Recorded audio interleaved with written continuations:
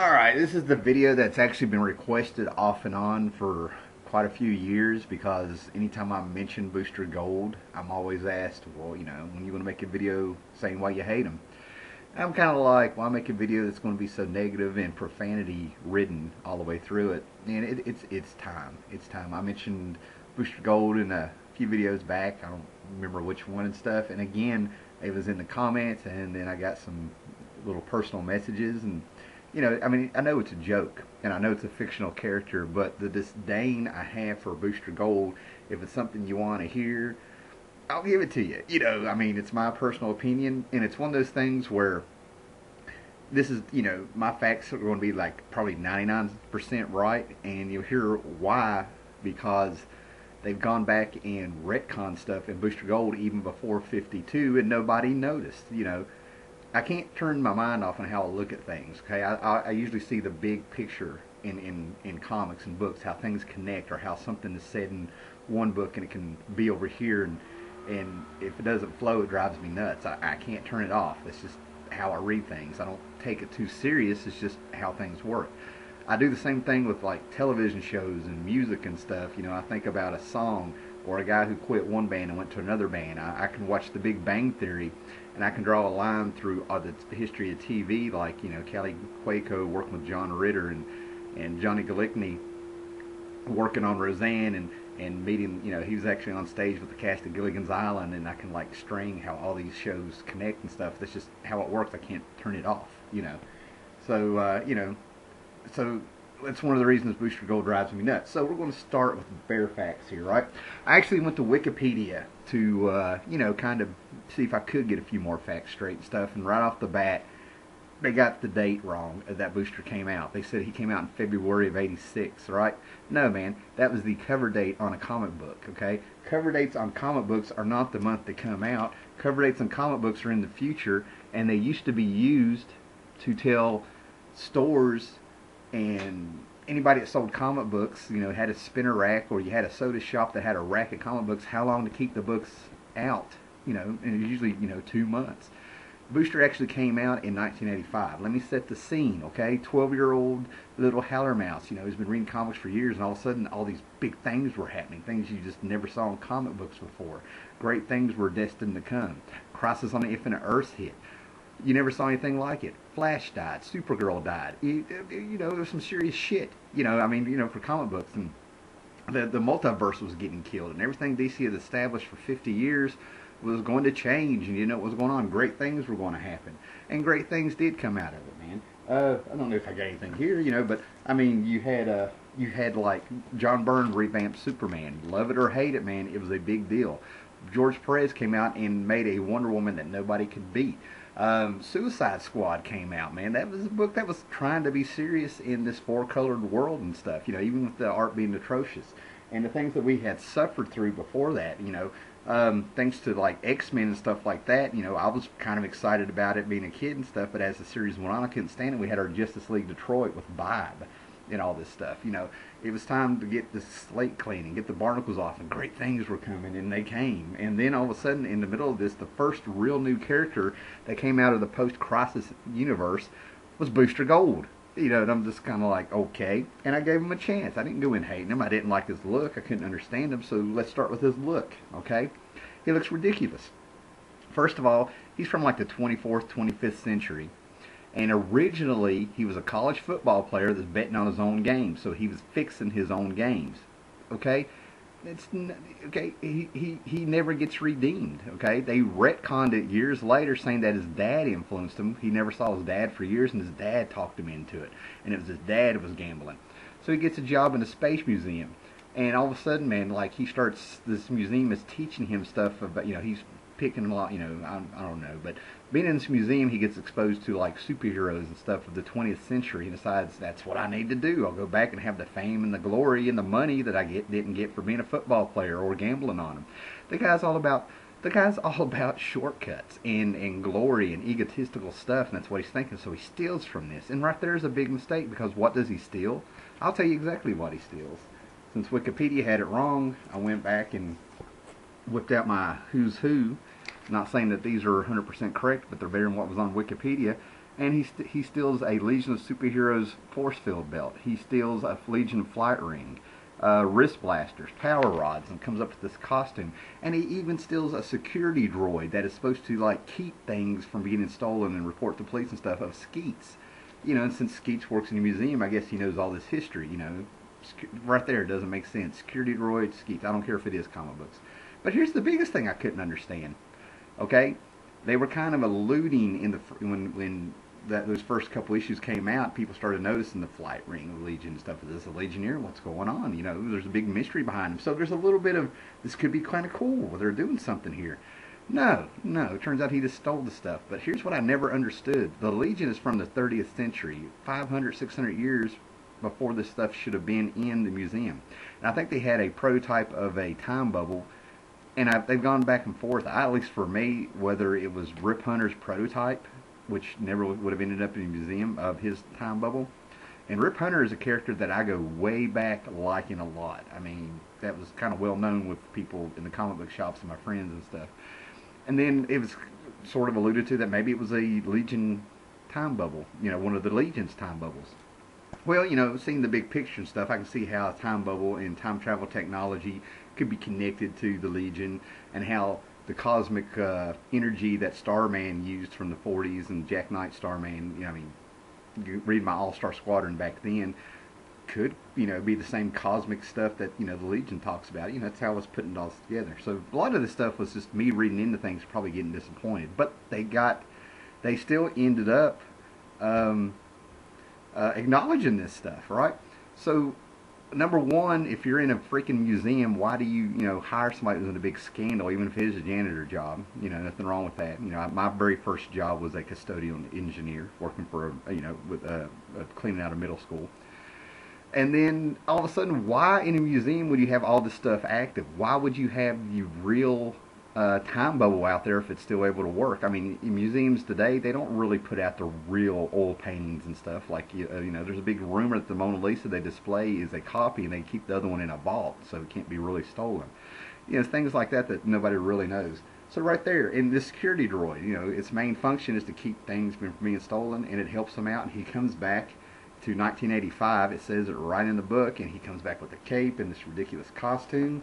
His look, he wears goggles. I mean, he's just a freaking jerk, man. And he's got the you know, he just comes off like real egotistical and stuff. And I know that was part of the character. You know, he was going to be, you know, this is what he wanted. You know, he wanted merchandising and sponsors and stuff, and he ended up getting it years later. You know, I mean, he did it before, but it popped back up. And who's the other one? He ended up doing the Conglomerate. He turned his back on the Justice League if they'd let him in, and tried to do his own thing. Came up with the Conglomerate. They were a sponsored superhero team. You know, abandoned all his friends and all that stuff. And, you know, that is just number one right there. There's nothing there. He was going to use Skeets. And here's how he became a hero. He was using history to know where big crimes and things would want to happen, right? So he's going to pop up and basically change history, all right? Oh man, see, I'm getting mad. I'm losing my train of thought. So anyway, he's going to change history like that.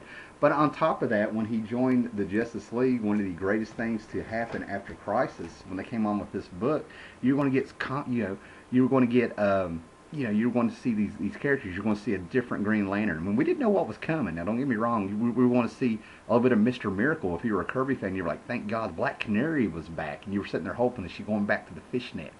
You know, you got some Kirby Universe in here, you got some magic, and they freaking put Captain Marvel in the Justice League after Roy Thomas and I think Tom Mandrake did this really good, you know, kind of an update 4-issue miniseries. All this momentum was going. And what do? They stick him in the Justice League. And they fight.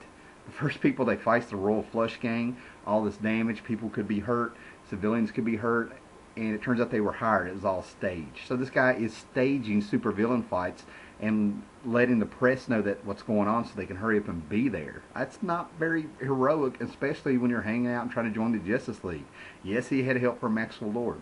And that's another thing. This guy he's so ineffective to begin with that they've set up all kinds of things to where, you know, the museum, they changed history. They retconned it for him over the years, and nobody noticed. They even tried to say that Rip Hunter was his son, which when that came out, I remember the day it happened. I think it was during 52. I walked in the comic book shop slash game store, and my buddies knew my love for Rip Hunter. And I had just made the comment that if they end up saying that Booster Gold is Rip Hunter or it's Rip Hunter's dad or something like that, I was going to go through the roof. I walked in and I've got 3 people just staring at me over a comic book because they were like, you may not want to be here today. You may not want to get this. And I knew what it was. So yeah, they stick this Booster Gold guy with Rip Hunter, give him ties. And I'm just kind of like, no. Everything up my Justice League, they put him in there, and I threw the comic. The only time my brother told me I really scared him is when we were sitting there reading comics, and I just threw a comic across the room and said they put Booster Gold in my damn Justice League. You know, so all of a sudden that's where the Justice League went from having the humor to where it became slapstick and stuff, right? But the guy's so ineffective. Max Lord said something does his dirty work.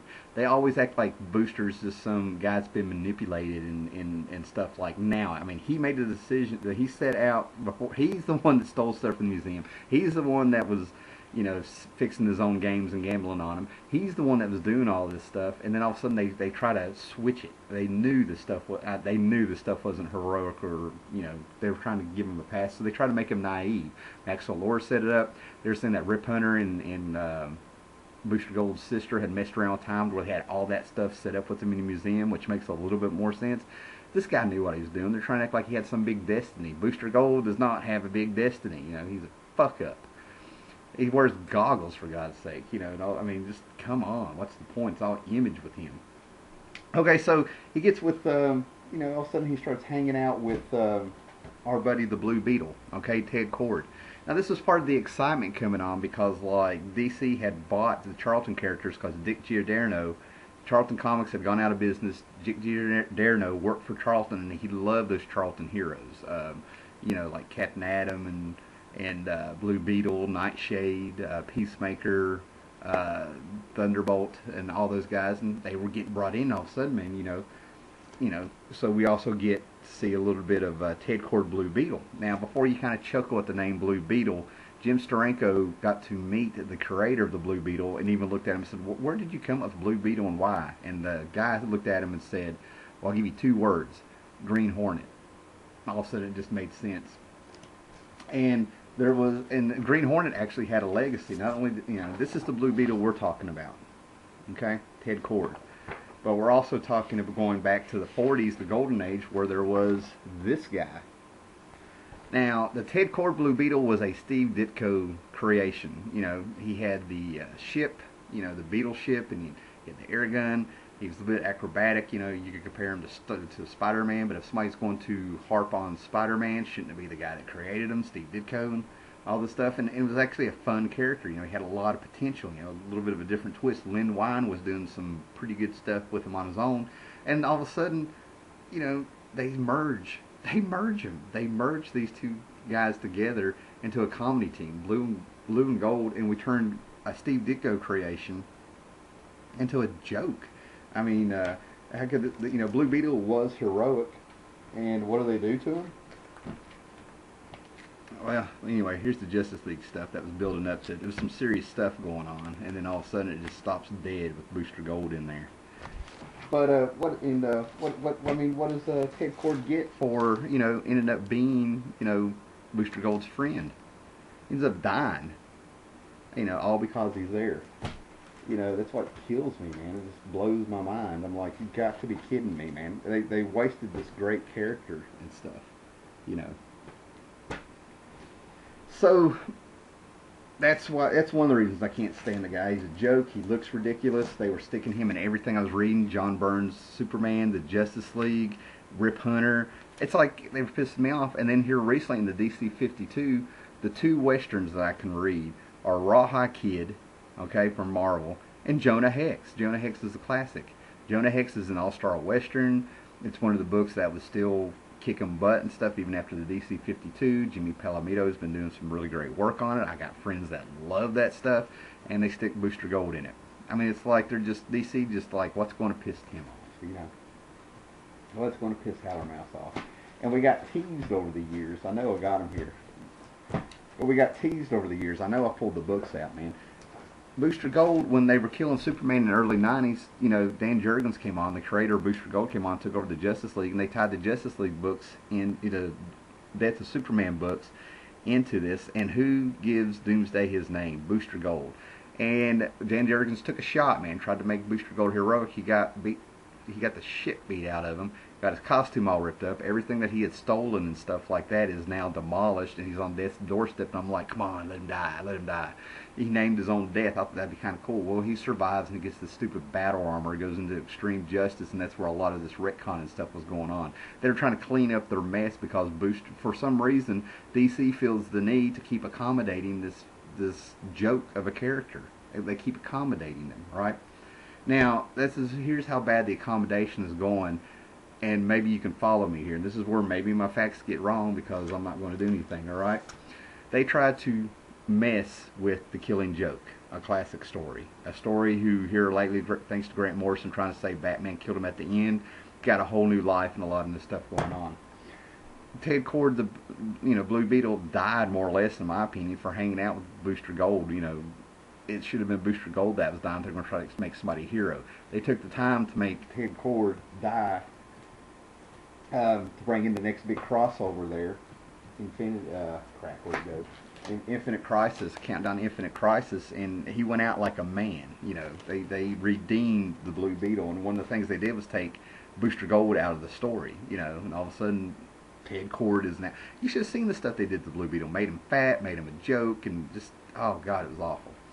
So anyway, we got rules with science fiction, and time travel is a freaking headache to begin with. Okay, so here you are, and one of the rules is you can't change history and stuff, right? Superman does not go back and save Krypton. But nobody goes back and saves Bruce Wayne's parents. Nobody goes back and kills Hitler. Nobody goes back and saves, Jesus, if you believe that way. I mean, we can get some big stuff. And in comics, you already had 0 Hour that was established in their continuity and stuff, which was a mess on its own, but, it happened. It messed with time and everything. Okay, so we got years of stuff here. So all of a sudden, you get this character from the future. Dan Jurgens created these Guardians of Time somewhere along the line, I don't know too much about them. They were a joke anyway. Because time is fluid. We don't need people changing time. You got Cronus, that's a great Flash villain who messes with time and stuff and everything like that. So they go on, and you got this character that has come back 500 years from to us from the future or whatever it is. And in the rules of time, if things being changed, have somebody out of time who should be creating paradoxes. Every little thing he does should be like a sound of thunder. If he kills a butterfly, it's going to have terrible repercussions for the future. He's now trying to change time. He is going to use Skeets' history and his knowledge of history to know where the big crimes are, and he's going to change things. The heroes are letting him run around. Superman is not trying to make this guy go back to the future. He takes his cape from him and tells him you can't handle a cape. What the hell? That makes no sense, man. We now have a character whose mere existence should be like making 0 Hour happen almost, good God, 8 years before it happened. Time should be getting messed up because this guy is not meant to be here. He's changing everything. Just the freaking air he's breathing, he's taking away from somebody else. But yeah, it's ridiculous, man, okay? Nobody really thought about that. This guy is changing time just by being here. This would be a big crossover event now because we got a man from the future changing things. He's got to get his ass back. The Legion even had to be careful. They were aware of them changing time, okay? Freaking Star Trek movies where they went back in time after they saved Spock knew they shouldn't change a few things, and they broke some rules. How do you know this guy didn't invent the plexiglass that we're going to fill with seawater and take the whales back? I can get real ridiculous here, right? So to fix that, almost 30 years later, 33, is it 30? Is that right? That could be right. 23 years later? I'm not doing my math now. Anyway, so in 2008 they came back with this. Okay, Jeff Johns actually did a decent 12-issue run of Booster Gold. It was fun, and I caught myself reading it and went back and collected a few issues and shaking my head the whole time and having some self-loathing and doubt, doing the walk of shame. All I needed was smeared mascara on my face and like the Big Bang Theory said, some panties in my freaking purse, because that's how I felt about buying this stuff. So he wants to save the Blue Beetle. Booster Gold wants to save the Blue Beetle. He wants to go back, and Rip Hunter and all these people get back. Now they're saying, and this is it. This is a rule. You can't. Time cannot be changed. You cannot go back and save him. So he goes back over and over and over as they're showing him you can't save Barbara Gordon. And now they're saying that you can't change time. All right. Well, that just makes him even more ineffectual. That makes Zero Hour not worth having. That makes Legion of Superhero Stories a joke. That makes all this stuff, Time Trapper, Cronus, all these great characters and stuff, all these great stories are useless now because they need to accommodate Booster Gold because they know there's little cracks in there they're afraid people are going to pick up or whatever, and nobody cares. Nobody cares. He's a joke. So now you go back to what his main goal was. I want to know history and crimes and be a hero and do all this stuff, and he can't do it now because you can't change time. He's completely useless. Useless. Yet he is still around. They will not let him die. You know, they canceled his series when 52 happened, and they did the Justice League International. He's like front and center in half the covers, you know, right there with Batman and all this. What? You know, he's just a joke. He's an egotistical bastard. He's in it for the glory and stuff. His big destiny should be he's a villain. We got a guy here who's denying what he is. He's a villain. He's not a hero. Even the other heroes disdained him and stuff. You know, I mean, they were not happy that he was in the Justice League. And what do they do to accommodate this series for some reason? They stick the Justice League, you know, the hottest book at DC probably at the time, and they stick him in the Justice League and all this stuff. I mean, why don't you just like bend over Doctor Who and let Booster Gold rape him? You know, to wake people up to him. All right. Well, that's my 20-minute rant on Booster Gold. I got more I could say, but I'm gonna stop there. So there you go, man. You know, oh, I hate that character. I hate Booster.